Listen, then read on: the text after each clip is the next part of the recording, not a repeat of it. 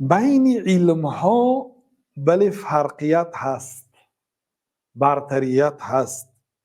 یعنی علم ها همش در یک رتبه و عنوان، در یک منزلت و مرتبه نیست. شرف و بزرگی هر علم بنابر شرف معلومات آن است.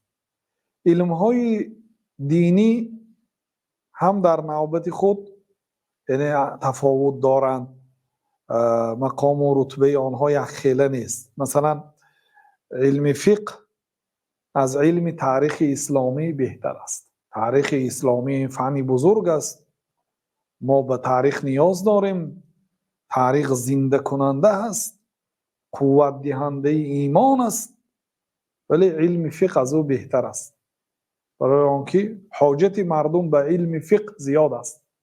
علم فقه عبادات و معاملات را در بر می‌گیرد. عبادات اون عملهایی که بنده بین خود و بین الله تعالی اجرا می‌کند، مانند طهارت و نماز که در یک شبانه روز چندین مراتب نماز می‌خواند، چنین روزه و زکات و حج، اینا بین بنده و بین الله تعالی. معاملات بین بنده و بین بنده ها، مانند خرید و فروش و مانند نکاح و طلاق، معامله های بین مردم. خلاصه این علم فقه از علم تاریخ افضل است.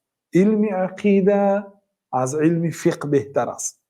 یعنی بین علم ها تفاوت هست. علم های دنیوی هم از همدیگر فرق میکنند.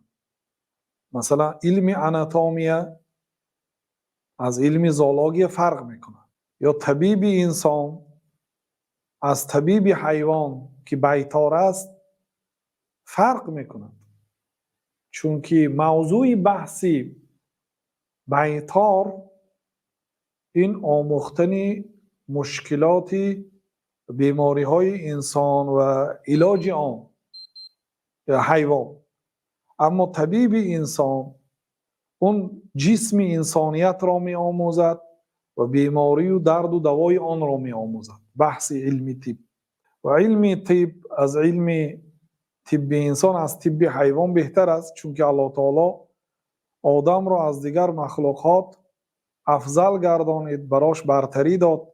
در سوره اسراء الله تعالی میگوید که ولقد کرمنا بنی آدم، در حقیقت ما فرزندان آدم را اکرام کردیم. و حملناهم فی البر والبحر، و ما آنها را در خشکی و هم در تری در بحر بالا برداشتیم. خلاصه علم ها واقعا بین همدیگر فایده دارد. حتی دلخواه علم را اگر شما گیرید، علم دینی هست، دنیوی هست، از آن بهره میبرید.